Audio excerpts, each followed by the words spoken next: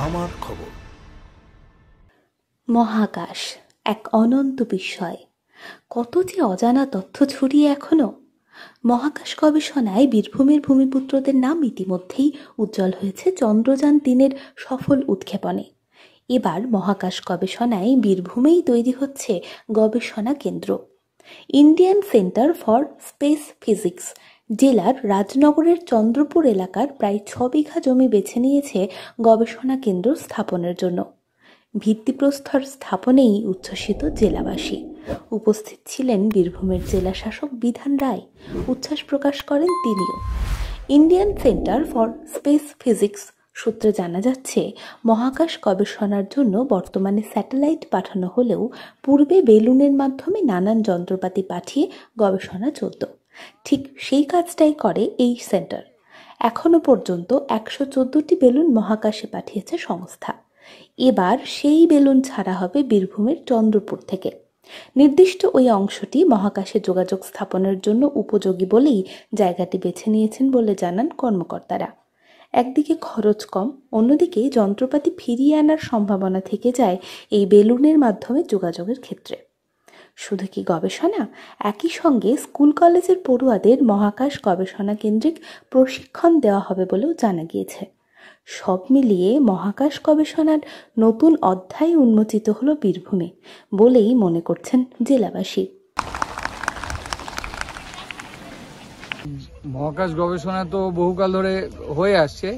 প্রথমে কিন্তু মানুষ বেলুনে করেই যন্ত্র পাঠাতো। প্রায় 100 বছর আগে থেকেই মানুষ বেলুনে করে যন্ত্র পাঠিয়ে মহাকাশ গবেষণা করত। মাঝে 1960s, মনে করুন 1960-65 অবধি শুধু বেলুন ছিল, তখনও স্যাটেলাইট কিছু ছিল না। তারপরে আস্তে আস্তে স্যাটেলাইট হতে শুরু করলো, লোকেরা এখন স্যাটেলাইট পাঠাতে শুরু করছে। কিন্তু স্যাটেলাইটের খরচ তো বেশি, প্লাস আবার হয়তো 2-3 বছর পর পর একটা পাঠানো যায়। সেখানে বেলুন দিয়ে আমরা যদি যন্ত্রপাতি পাঠাই, সেম যন্ত্র পাঠাচ্ছি, কিন্তু ওটা যায় ডেটা ফেটা নিয়ে আবার ফেরত আসে। এতে সুবিধা হয় কি, যে যন্ত্রটাকে আমরা আবার ফেরত পাই। স্যাটেলাইটে গেলে কি হয়, যন্ত্রটা আর ফেরত আসে না। সেই কারণে বেলুনে করে পাঠানো যন্ত্রপাতি প্রথম কথা অনেক বেশি সস্তা হয় পুরো প্রোগ্রামটা।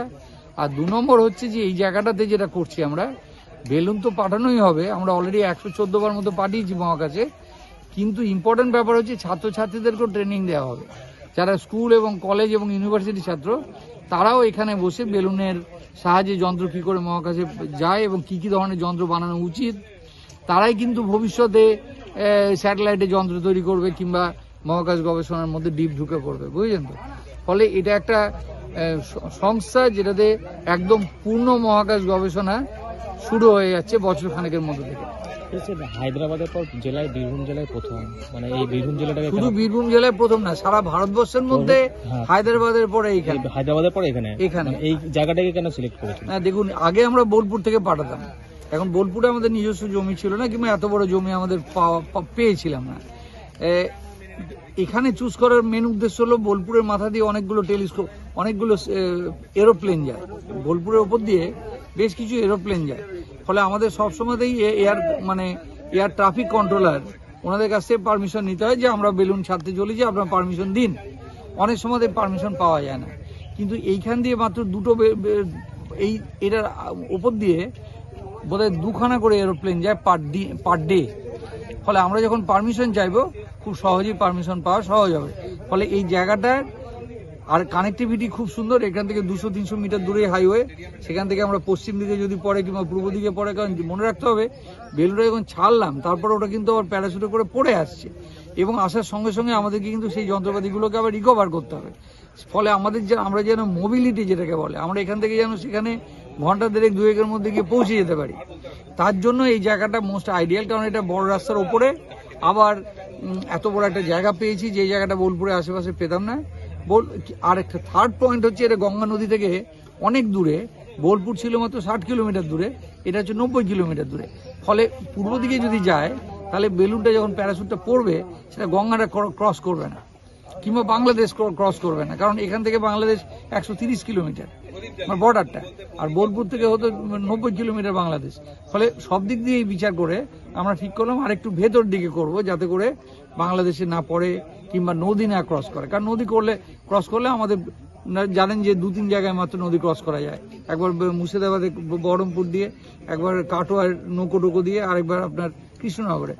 ফলে ন্যাচারালি এইগুলো প্রবলেমগুলো এখানে সবচেয়ে কম হবে। আমরা খুব চিন্তা ভাবনা করেছি, অনেক বছরের রিসার্চ করে যে না এই জায়গাটাতে আমাদের একটা বেস্ট একটা জায়গা। ফলে রাজনগরে আমরা খুব আনন্দিত যে জায়গাটা সত্যিকার আমরা এখনো মনে করি যে এটা একটা ওয়ান অফ দি বেস্ট মানে জায়গার মধ্যে পড়ে। ভবিষ্যতে আমরা হয়তো ভারতবর্ষের অন্যান্য জায়গাতে করবো, যাতে একই সঙ্গে আমরা বেলুন ছাড়তে পারি, একই সঙ্গে ওজন মাপতে পারি। শুধু তো মহাকাশ না, শুধু পৃথিবীর বায়ুমণ্ডলেও কতখানি পলিউশন আছে কিংবা ওজন আছে কিনা এগুলো জানারও দরকার আছে।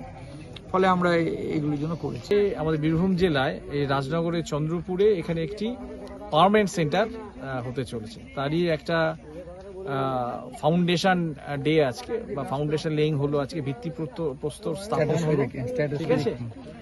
তো সেটা আজকে হলো, এবং এখান থেকে একটা পার্মানেন্ট হলে যেটা সুবিধা হবে সেটা হচ্ছে যে নিয়মিতভাবে এটা করা যাবে।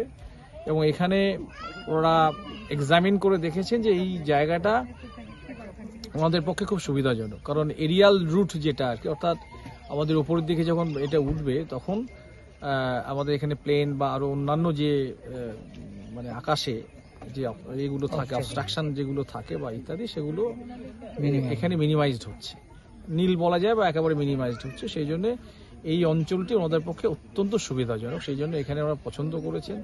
6 বিঘা জমিও ওরা সিলেক্ট করেছেন, নিয়েছেন। এখানে বাউন্ডারি হবে, কনস্ট্রাকশন, ওদের একটা পার্মানেন্ট অফিস হবে, এখান থেকে সেন্টার হবে, যেখান থেকে নিয়মিতভাবে মহাকাশ চর্চার যে বিষয়টি সেটা এখান থেকে কিন্তু হায়দ্রাবাদ বাদে, ঠিক আছে, হায়দ্রাবাদ বাদে আরও ছড়িয়ে ছিটিয়ে ওরা করছেন। আমাদের সেই মহাকাশ যাত্রার মানচিত্রে কিন্তু বীরভূমের রাজনগরের চন্দ্রপুর যুক্ত হল। শান্তিনিকেতন গোয়ালপাড়া তালতর রোডে তৈরি হয়েছে অত্যাধুনিক পরিষেবা সম্পন্ন একটি ইংরেজি মাধ্যম স্কুল, স্কলেজ গুরুকুল শান্তিনিকেতন। স্কুলে রয়েছে smart classroom, activity based learning, NEET ও IIT JEE প্রস্তুতি, অলিম্পিয়াডের প্রস্তুতি, ইনডোর স্টেডিয়াম এবং ট্রেন্ড ফ্যাকাল্টিজ। নার্সারি থেকে দ্বাদশ শ্রেণী পর্যন্ত ভর্তি চলছে।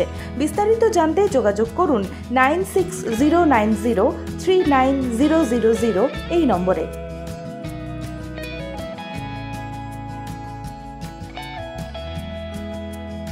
দেখতে চোখ রাখুন আমাদের ফেসবুক ও ইউটিউব চ্যানেলে।